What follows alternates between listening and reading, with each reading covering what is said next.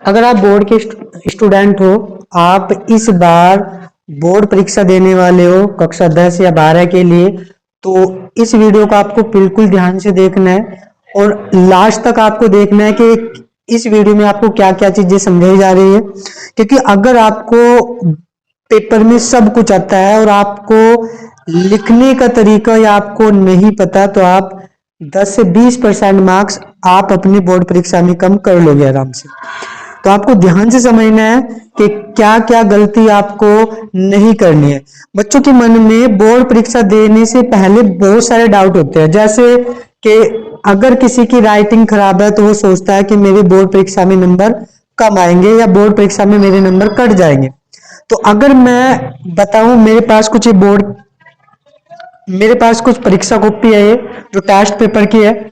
इसमें कॉपी को चेक करते हुए मुझे बहुत सारी बच्चों की प्रॉब्लम पता चली है, बहुत सारे बच्चों की कमियां पता चली कि बच्चे क्या गलती कर रहे हैं कॉपी में लिखते हुए, बच्चे क्या गलती कर रहे हैं जिसकी वजह से उनके नंबर कम हो रहे हैं।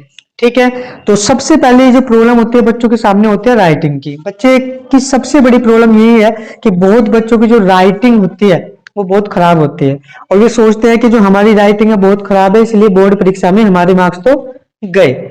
लेकिन ऐसा नहीं है। अगर आपकी राइटिंग खराब है और आप सोच रहे हो कि बोर्ड परीक्षा में मेरे नंबर कम हो जाएंगे, तो ये आप गलत सोच रहे हो। क्योंकि बोर्ड परीक्षा में राइटिंग खराब होने की वजह से आपके मार्क्स नहीं कटेंगे, आपके लिखने की वजह से आपके मार्क्स कटेंगे। लिखने की वजह से मतलब अगर आपकी राइटिंग ऐसी है कि जो टीचर आपकी कॉपी चेक कर रहा है और वो उसे पढ़ पा रहा है, समझ पा रहा है अच्छे से, तो आपका एक भी मार्क्स राइटिंग की वजह से नहीं कटेगा। तो ये आप अपने मन से निकाल दो कि आपके मार्क्स कट जाएंगे, आपकी राइटिंग खराब है।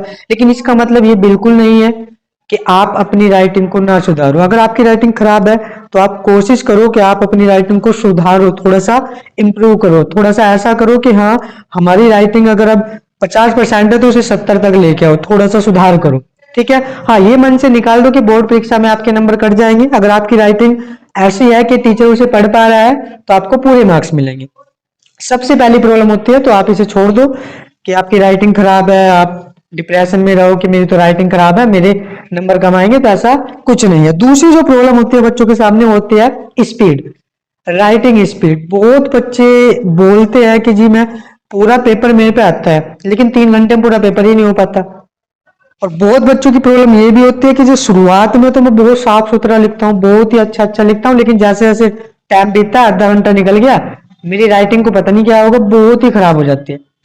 तो ये दोनों की जो प्रॉब्लम है, ये दोनों जो प्रॉब्लम है, एक तो राइटिंग स्लो होना और एक शुरुआत में अच्छा लिखना बाद में खराब लिखना, ये दोनों एक ही प्रॉब्लम।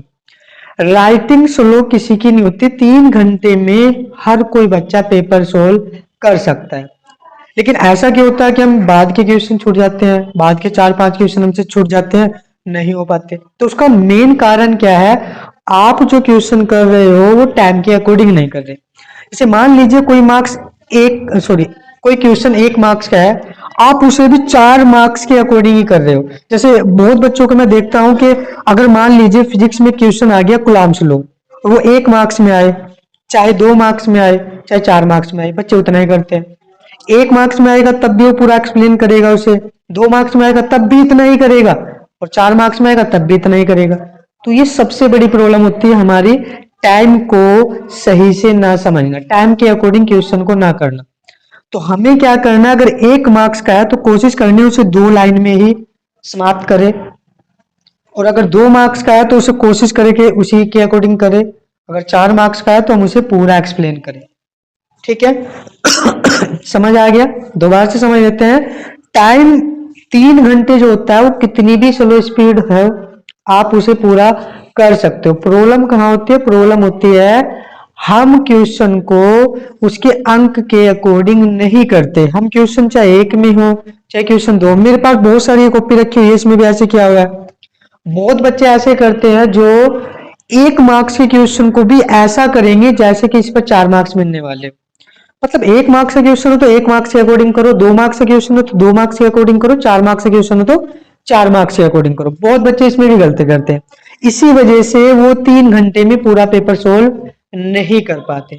ठीक है, तो आपको करना क्या है कि 1 मार्क्स का क्वेश्चन है तो कोशिश करो, अगर मैथ का है तो आप 1 लाइन में उसका आंसर दो, फिजिक्स का है तो आप तब भी 1 लाइन में उसका आंसर लिख पाओ तो लिख सको, वरना 2 मार्क्स 2 लाइन में उसे कंप्लीट करो। 4 मार्क्स का है तो उसके अकॉर्डिंग करेंगे। इससे आपका क्या होगा, आपकी जो प्रॉब्लम है राइटिंग, सॉरी, आपकी जो प्रॉब्लम है स्लो लिखने की, वो दूर हो जाएगी। आपको ऐसा नहीं लगेगा कि मेरी राइटिंग बहुत स्लो है, मैं बहुत धीरे धीरे लिखता हूँ।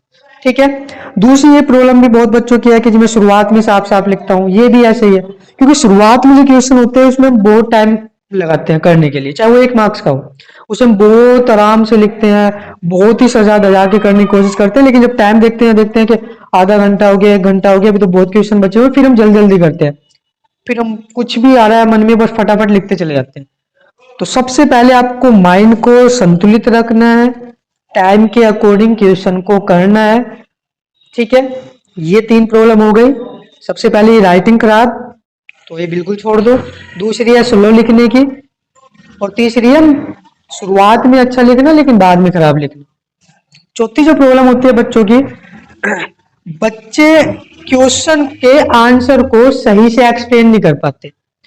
बहुत बच्चे ये करते हैं कि क्वेश्चन के आंसर को सही से एक्सप्लेन नहीं कर पा रहे। जैसे अगर मान लीजिए कोई भी क्वेश्चन है और हम उसका आंसर लिख रहे हैं, तो उसके जो की पॉइंट होते हैं उन्हें हम अंडरलाइन करें।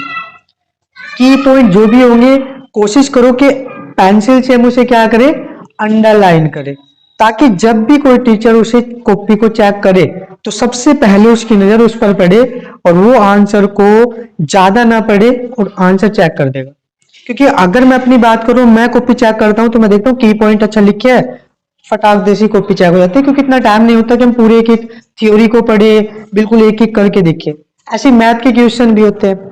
अगर आपका आंसर आ गया है तो आप कोशिश करो कि उस आंसर को, जो भी आपका आंसर आया है, जैसे x बराबर y बराबर, उसे बॉक्स में बंद करें। जैसे x बराबर 5 आया तो आप उस आंसर को क्या करें, बॉक्स में बंद करें।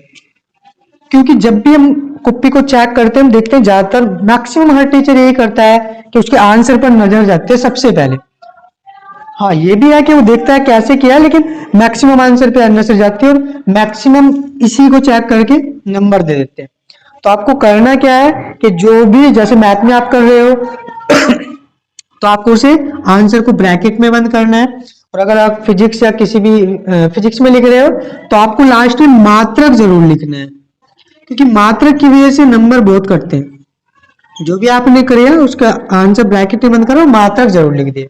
ठीक है, चौथी जो प्रॉब्लम होती है बच्चों की, कि जब मान लेते हैं कि अगर हम पेपर में क्वेश्चन को कर रहे हैं और पेपर में कोई क्वेश्चन गलत हो जाए, तो बहुत बच्चे उसमें खिचड़ी पका देते हैं। मान लो कोई भी क्वेश्चन है, जैसे x बराबर 5 ही है और ये गलत हो गया, तो उसे क्या करते हैं, या तो बिल्कुल ही ऐसे खींच देंगे, या फिर काटते भी हो तो ऐसे काट देते हैं ऐसे कर करके, तो ये गलत है।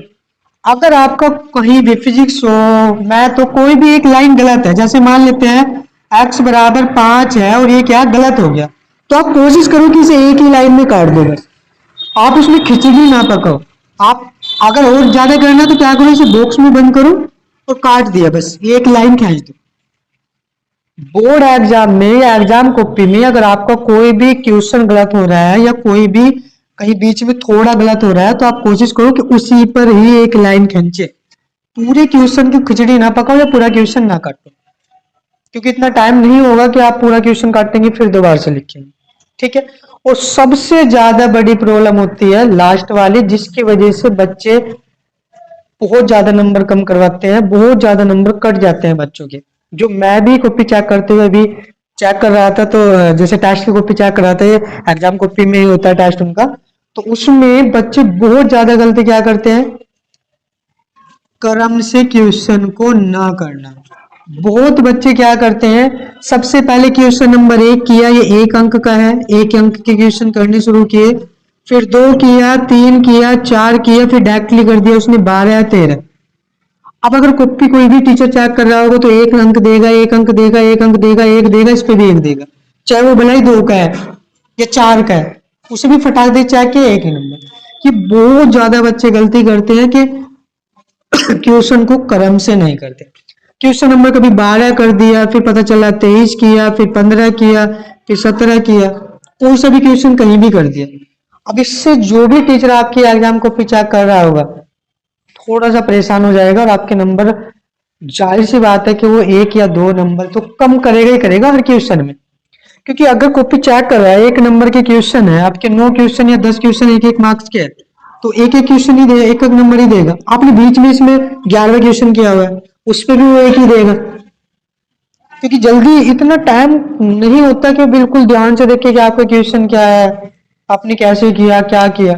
तो आपको सबसे ज्यादा विशेष ध्यान रखना है इस बात पर कि जब भी आप क्वेश्चन करो, चाहे पहले से 2 अंक वाले करो, आप 10 नंबर से करना शुरू करो, 12 से शुरू करो, लेकिन उन्हें क्रम से करो। ऐसे ना करो कि आप 1-1 अंक वाले क्वेश्चन कर रहे हैं, इसी में 2 अंक वाले मिक्स कर दिए, इसी में 3 अंक वाले मिक्स कर दिए, इसी में 5 वाले कर दिए, फिर आपके नंबर कम होने जरूरी है। तो इन बातों का आपको विशेष ध्यान रखना है पेपर में करने से पहले। उससे पहले आपको प्रैक्टिस करनी है अगर आप टेस्ट देते हो तो टेस्ट में, ठीक है।